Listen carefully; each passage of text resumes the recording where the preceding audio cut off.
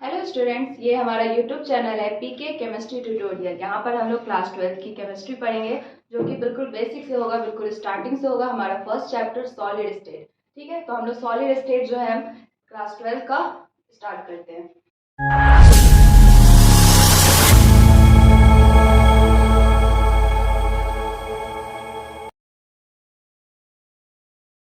Firstly we will study about matter. ठीक है, what is matter?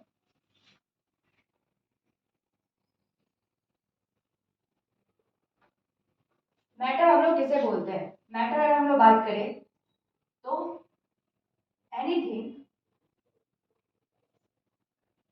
or substance which have some mass and occupy some volume, right? कोई भी चीज, कोई भी दुनिया की चीज है जिसके पास अगर कुछ ना कुछ मासेस हो और वो कहीं ना कहीं कुछ ना कुछ वॉल्यूम ऑक्यूपाई करे, तो उसे हम लोग क्या बोलेंगे? मैटर बोलेंगे, राइट? तो यहाँ पर मैटर के हम लोग जो है पहले स्टेट देख ले। स्टेट ऑफ मैटर कितने होते हैं बच्चों? 3 state, right? Solid, liquid and gas. ठीक है, तो यहाँ पर हम लोग को गैस और लिक्विड के बारे में नहीं पढ़ना है, क्योंकि ये हम लोग को क्लास 11th में पढ़ना था। यहाँ पर हम लोग सॉलिड स्टेट के बारे में पढ़ेंगे। ठीक है, तो ये हम लोग यहाँ पर नहीं पढ़ने वाले। तो सॉलिड के बारे में अगर पढ़े हम लोग, तो सबसे पहले सॉलिड के जो है हम लोग प्रॉपर्टीज देख ले, किसे हम लोग सॉलिड बोलते हैं, सॉलिड क्या होते हैं, उसके फीचर्स क्या है, उसके बारे में हम लोग जान ले। फिर जो है हम लोग सॉलिड के टाइप देखेंगे, कौन कौन से सॉलिड के टाइप हैं। ठीक है, तो यहाँ पर जो है हम लोगों को ये दोनों नहीं पढ़ना है, लिक्विड एंड गैसेस। ठीक है, तो हम लोग स्टार्ट करें firstly solid. Properties of solid.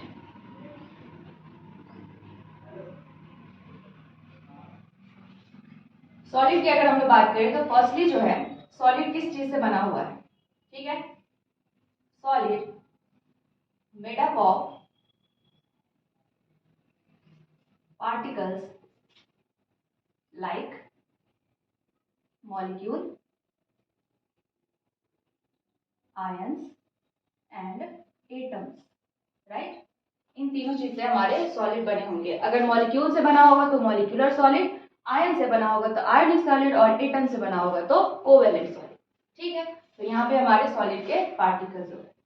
Solid के पार्टिकल्स हम लोग जानते हैं बच्चों कि यहाँ पर क्या होता है कि काफी जो कॉम्पैक्ट होता है सॉलिड, है ना, इसीलिए इसके जो मॉलिक्यूल्स हैं वो आपस में बहुत ज्यादा नजदीक रहते हैं। ठीक है, मॉलिक्यूल्स ऑफ सॉलिड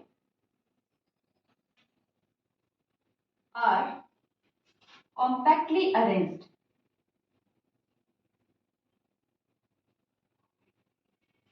therefore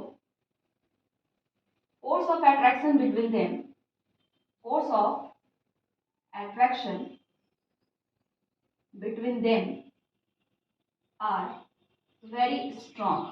ठीक है, वहीं पर अगर हम लोग कंपेयर करें लिक्विड से और गैस से, तो गैस में क्या होता है, फोर्स ऑफ अट्रैक्शन जो है वो हमारे बहुत वीक होते हैं, उससे ज्यादा हमारे लिक्विड में होते हैं और उससे ज्यादा हमारे सॉलिड में होते हैं। तो सॉलिड में हमारे मॉलिक्यूल्स के बीच में अट्रैक्शन काफी स्ट्रांग होता है, इसकी वजह से इसके बीच जो डिस्टेंस है वो हमारे कम हो जाते हैं। ठीक है, intermolecular distance, intermolecular distance between particles are very less, right? ऐसे भी हम लोग जानते हैं बच्चों की force is inversely proportional to distance, है ना? तो अगर डिस्टेंस यहाँ पे हमारे कम होंगे तो फोर्स ऑफ अट्रैक्शन बहुत स्ट्रांग होगा, है ना? तो ये हमारे इसके फीचर हो गए। नेक्स्ट हम लोग बात करें तो सॉलिड के जो पार्टिकल्स होते हैं, सॉलिड पार्टिकल्स वो कौन सा मूवमेंट करते हैं बच्चों? Oscillation, right? Solid particles oscillates at their mean position।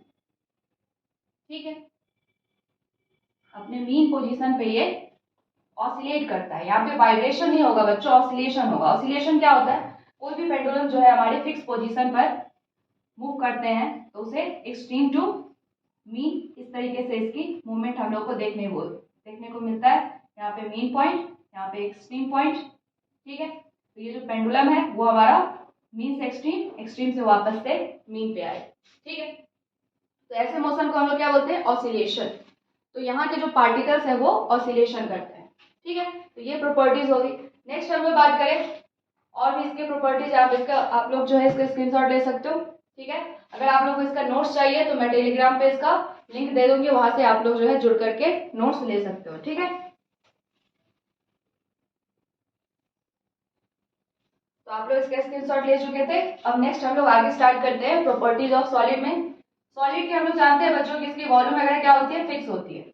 Solid volume of solid are fixed, ठीक है। वॉल्यूम, मास, सब चीज जो है यहाँ पे सॉलिड की क्या होती है, फिक्स होती है ना। मास की भी हम लोग बात करें, mass of solid are fixed, ठीक है। शेप इसकी जो है हमारी वो भी फिक्स होती है ना।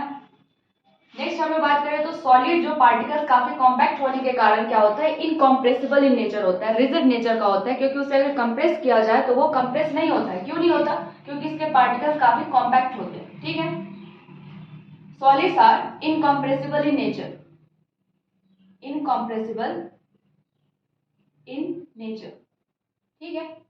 इसी को हम लोग क्या बोल सकते हैं बच्चों, रिजिड नेचर। तो रिजिड नेचर होने के कारण जो है ये इनकॉम्प्रेसिबल होते हैं, ठीक है।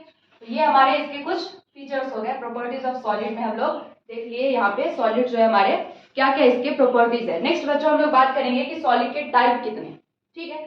सॉलिड की टाइप की अगर हम लोग बात करें तो यहाँ पर टाइप ऑफ सॉलिड में, type of solid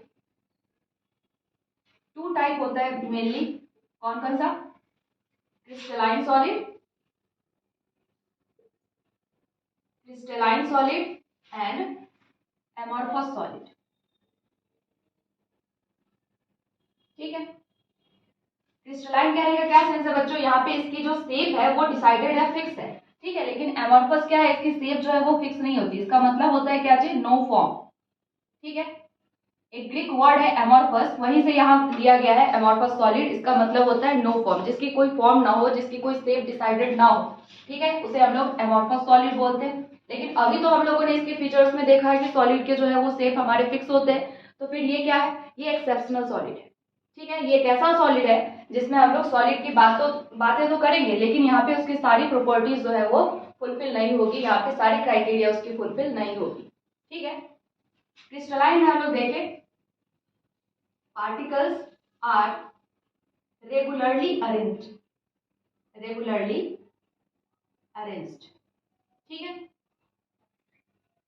but amorphous में particles are not regularly arranged।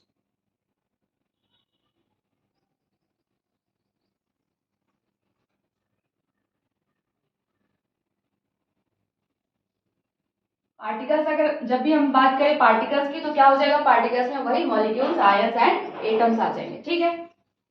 यहाँ पर रेगुलरली अरेंज का क्या मतलब है बच्चों, यहाँ पे अगर हम लोग जैसे कि पार्टिकल्स की नाम रख ले ए बी, तो यहाँ पर जो है ये क्या हो रहा है, रेगुलरली हमारे अरेंज्ड हैं। ए के बाद हमारा बी आ रहा है, बी के बाद हमारा ए आ रहा है, वापस से बी आ रहा है, और ये पैटर्न जो हमारे लॉन्ग रेंज तक जो है इसी पैटर्न को फॉलो कर रहा है, उसे हम लोग क्या बोलेंगे, क्रिस्टलाइन सॉलिड, ठीक है। बट एमॉर्फस में ऐसी चीजें हम लोग को देखने को नहीं मिलती है। जैसे कि ए बी है, उसके बाद हमारे ए हो सकते हैं 4 टाइम्स रिपीट हो जाए, हो सकते हैं 3 टाइम्स रिपीट हो जाए। तो इस तरीके से इसमें रेगुलरली हमारे पार्टिकल्स जो होते हैं वो अरेंज्ड नहीं होते, ठीक है। ये रही बात है। नेक्स्ट हम लोग बात करें लॉन्ग रेंज ऑर्डर, है ना, लॉन्ग रेंज ऑर्डर, और यहाँ पे short range order, short range order. किसके रिस्पेक्ट में हम लोग बात कर रहे हैं, इसके पार्टिकल्स के रिस्पेक्ट में बात कर रहे हैं। यहाँ देखो ए बी, यहाँ देखो ए बी शॉर्ट टाइम के लिए रिपीट हो रहा है ना, तो इसे हम लोग क्या बोलेंगे, शॉर्ट रेंज ऑर्डर। और यहाँ पे देखो लॉन्ग टर्म जो है इस तरीके से अरेंज होते जा रहे हैं, तो इसे हम लोग क्या बोल सकते हैं, लॉन्ग रेंज ऑर्डर, ठीक है। नेक्स्ट हम लोग बात करें क्रिस्टलाइन सॉलिड में हमारे कौन से एग्जाम्पल आ जाएंगे बच्चों। क्रिस्टलाइन सॉलिड में जो हमारे क्रिस्टल टाइप दिखते हैं, जैसे कि डायमंड, राइट, डायमंड के बाद हम लोग क्वार्ट्ज, सिलिका की बात करें सिलिका में SiO2। क्वार्ट्ज हमारे 2 टाइप के होते हैं, एक ग्लास होते हैं, एक सिलिका होता है। तो सिलिका हमारे क्रिस्टलाइन फॉर्म में आ जाएगा, है ना, और जो हमारा ग्लास है वो एमोर्फस के एग्जाम्पल में आएगा। डायमंड के बाद हम लोग बात करें तो NaCl, है ना, नमक वगैरह जो क्रिस्टल है इसका हम लोगों ने देखा NaCl हो गया, MgCl2 हो गया, ये सब हमारे इसके एग्जाम्पल है। एमोर्फस के एग्जाम्पल क्या हो जाएंगे बच्चों? ग्लास, है ना, इसे हम लोग क्वार्ट्ज ग्लास बोलते हैं। ठीक है, नेक्स्ट यहाँ पर और क्या होगा? प्लास्टिक, है ना, सॉफ्ट प्लास्टिक जो होता है उसे अगर हम लोग एमोर्फस के टर्म में ले सकते हैं, क्योंकि उसे हल्का सा भी अगर हीट दे दिया जाए तो सॉफ्ट हो जाते हैं। ठीक, रबर। नेक्स्ट हम लोग बात करें कैम्फर। ठीक है, ये सब इसके कुछ एग्जाम्पल हो गए। आगे हम लोग इसके डिफरेंसेस देखते हैं, आप लोग इसका स्क्रीनशॉट ले लें। आगे की प्रॉपर्टीज हम लोग देखते हैं, क्रिस्टलाइन सॉलिड है, प्रॉपर्टीज नहीं डिफरेंसेस देखते हैं हम लोग क्रिस्टलाइन है एमोर्फस के बीच। नेक्स्ट हमारा यहाँ पर sharp melting point.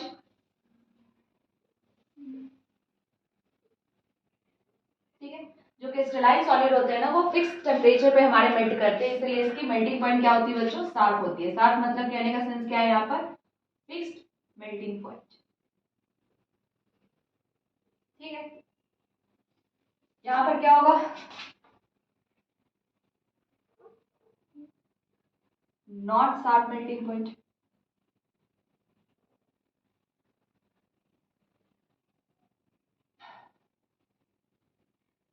Softening when heated, है ना।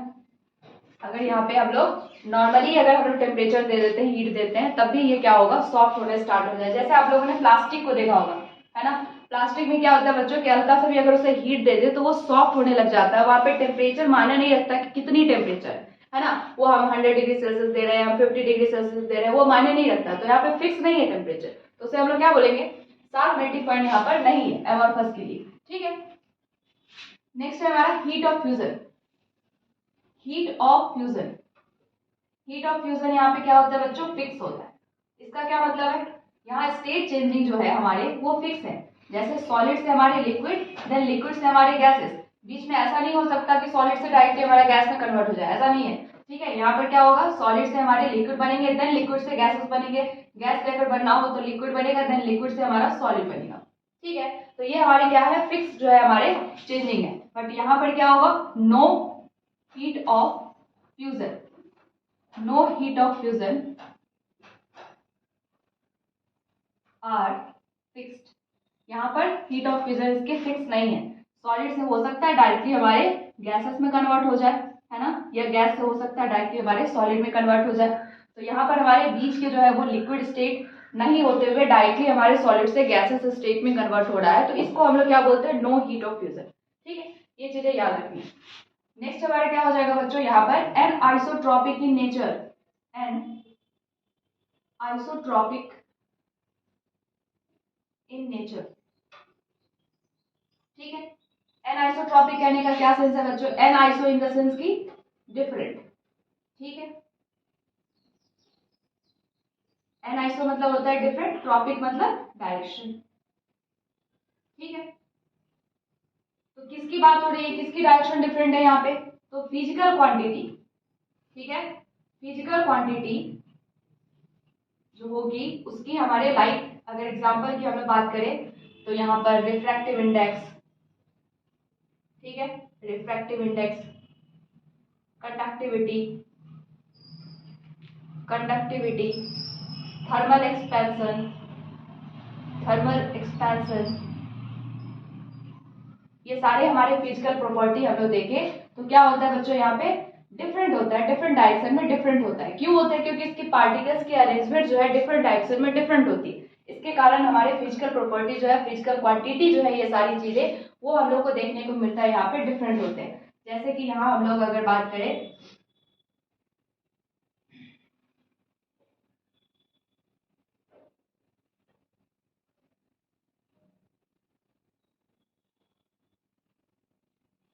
ठीक है, अगर देखो यहाँ पे हम लोग इस डायरेक्शन में देख रहे हैं तो ओनली बी पार्टिकल्स है, यहाँ पर हम लोग देखें तो ए बी सारे पार्टिकल्स हैं, तो पार्टिकल्स जो कि यहाँ पे डिफरेंट है तो यहाँ पे हमारे प्रॉपर्टीज भी क्या हो जाएगी, डिफरेंट हो जाएगी। ठीक है, इसी को हम लोग क्या बोलते हैं, एन आइसोट्रॉपिक इन नेचर, क्योंकि पार्टिकल्स की अरेंजमेंट डिफरेंट डायरेक्शन में डिफरेंट है, इसीलिए इसको एन आइसोट्रॉपिक बोलते हैं। वही यहाँ पर हम लोग बात करें तो क्या हो जाएगा बच्चों, isotropic in nature, isotropic in nature मतलब फिजिकल क्वांटिटी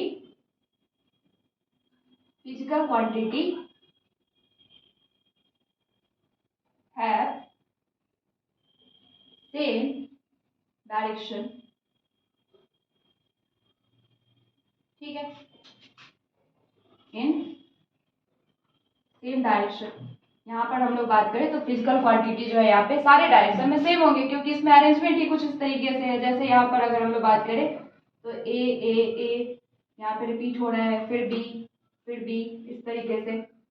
फिर यहाँ बात करें, यहाँ भी ए ही है, ठीक है, यहाँ मान लेते हैं बी है, कुछ रेगुलर नहीं है यहाँ पे। ठीक है, अरेंजमेंट जो है यहाँ पे हम लोगों को रेगुलर देखने को नहीं मिल रहा, कुछ भी यहाँ पर हम लोग बना सकते हैं। तो अगर हम लोग यहाँ बात करें तो देखो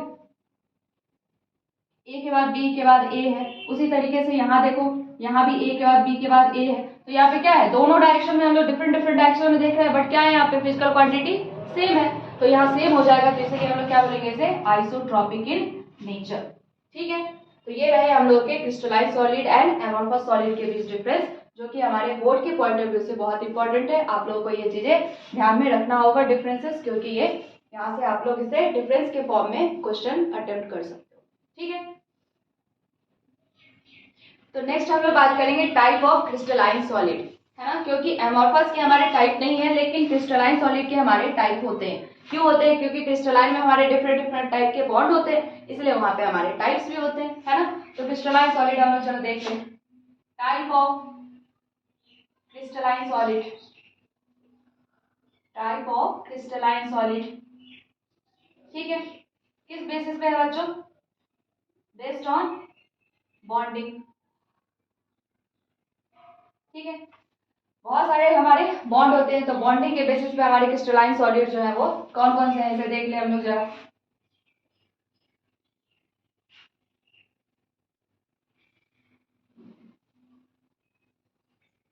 फर्स्टली हम लोग यहाँ पर बात करें तो कौन सा हो जाएगा बच्चों, मेटालिक बॉन्डिंग, या फिर मेटालिक सॉलिड बोले, metallic solid. Next one is covalent solid,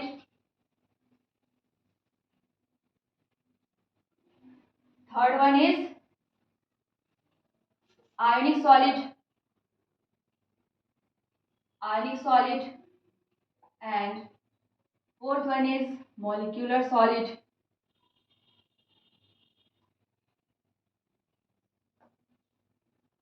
ठीक है, तो ये हमारे 4 टाइप के सॉलिड है on the basis of bonding. कौन कौन से बच्चों, metallic solid, covalent solid, ionic solid and molecular solid. ठीक है, को मेटालिक सॉलिड में हम लोग बात करें तो मेटालिक सॉलिड में पार्टिकल्स क्या हो जाएंगे, कोवेलेंट में क्या हो जाएंगे, आयनिक में क्या हो जाएंगे एंड मॉलिक्यूलर में क्या होंगे। तो आयनिक में हम लोग बात करें तो यहाँ पे आयंस होगा, है ना। आयंस क्या होता है बच्चों, केटायन एंड एनायन, है ना। केटायन मतलब जिसके ऊपर पॉजिटिव चार्ज हो और जिसके ऊपर निगेटिव हो से एनायन। मॉलिक्यूलर में फिर जो है हमारे फर्दर 3 टाइप्स है। अच्छा, ये मॉलिक्यूलर सॉलिड जो है इसमें कौन सी बॉन्डिंग होती है, यहाँ पर हम लोग बात करें तो van der Waals force of attraction, right. Van der Waals हम लोग जानते हैं बच्चों कि काफी वीक बॉन्ड होता है, तो इसीलिए ये मॉलिक्यूल्स के बीच में लगने वाला बॉन्ड है। ठीक है, इसमें भी हमारे बहुत सारे टाइप होते हैं वंडरवाल के भी, तो यहाँ पर उसी बेसिस पे हमारे 3 टाइप के सॉलिड हो जाएंगे, पोलर सॉलिड, नॉन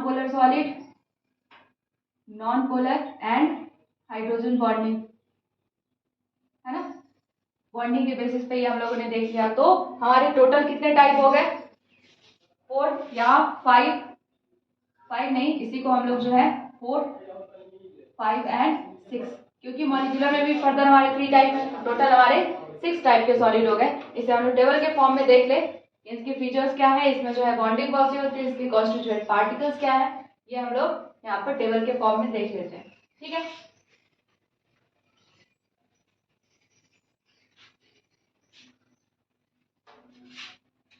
तो पहले जो है हम लोग का टेबल में होगा type of solid, right, constituent particles, constituents particle, bonding and example. ठीक है,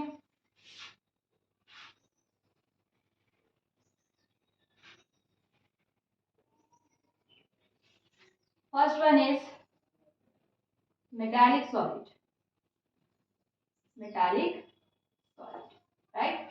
कॉन्स्टिट्यूएंट पार्टिकल्स इसमें क्या हो जाएंगे बच्चों, किस चीज से मेटल बना होता है, ऑफकोर्स मेटल से बना होता है, लेकिन मेटल में ये भी हम लोग बात करें तो मेटल में बॉन्डिंग किसके बीच रहती है, तो यहाँ पर हम लोग बात कर लेंगे kernel and delocalized electron. Kernel क्या होता है बच्चों, पॉजिटिवली चार्ज्ड एटम को हम लोग कर्नल बोलते हैं। जैसे कि ये मान लो हमारे पास एटम है ना, एटम के ऊपर अगर पॉजिटिव चार्ज है, इसने अपने इलेक्ट्रॉन को लूज करा है, तो इसको हम लोग क्या बोलेंगे, पॉजिटिवली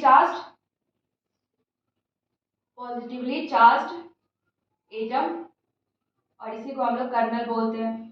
ठीक, कर्नल, तो ये कर्नल हो गया, और इलेक्ट्रॉन जो इसके पास होते हैं उसे हम लोग डीलोकलाइज्ड इलेक्ट्रॉन बोलेंगे। तो यही डीलोकलाइज्ड इलेक्ट्रॉन एंड कर्नल के बीच जो बॉन्डिंग होती है, इसी वजह से हम लोग को मेटालिक बॉन्डिंग दिखाई देता है। तो यहाँ पर हम लोग बॉन्डिंग की बात करें, कौन सा बॉन्ड हो जाएगा, मेटालिक बॉन्डिंग। ठीक है, मेटालिक बॉन्डिंग। नेक्स्ट इसके एग्जांपल क्या हो जाएंगे बच्चों, जितने भी मेटल्स होते हैं, all metals, for example AU, AG, CU, AL, aluminium, copper, silver, gold, ये सारे हमारे इसके एग्जांपल हो जाएंगे। ठीक है, next one is covalent solid. ठीक है, इसके पार्टिकल्स हमारे क्या हो जाएंगे बच्चों, एटम्स। ठीक है, इसमें बॉन्डिंग कौन सी होगी, कोवेलेंट बॉन्ड। कोवेलेंट बॉन्ड कैसा बॉन्ड होता है, शेयरिंग से जो बना होता है बॉन्ड, है ना, शेयरिंग इलेक्ट्रॉन से जो हमारे बॉन्डिंग होती है उसे कोवेलेंट बॉन्ड बोलते हैं। किसके बीच लगता है ये, नॉन मेटल के बीच, नॉन मेटल के बीच। क्यों, क्योंकि नॉन मेटल में इलेक्ट्रॉन्स की कमी होती है ऑक्टेट कंप्लीट करने के लिए, तो अपने ही जैसे मेटल के, नॉन मेटल के साथ वो या तो शेयर कर ले या तो दूसरे के साथ शेयर करके अपनी ऑक्टेट को कंप्लीट करना चाहता है, तो यहाँ पे शेयरिंग से हमारे बॉन्डिंग होती है, उसे कोवेलेंट बॉन्ड बोलते हैं।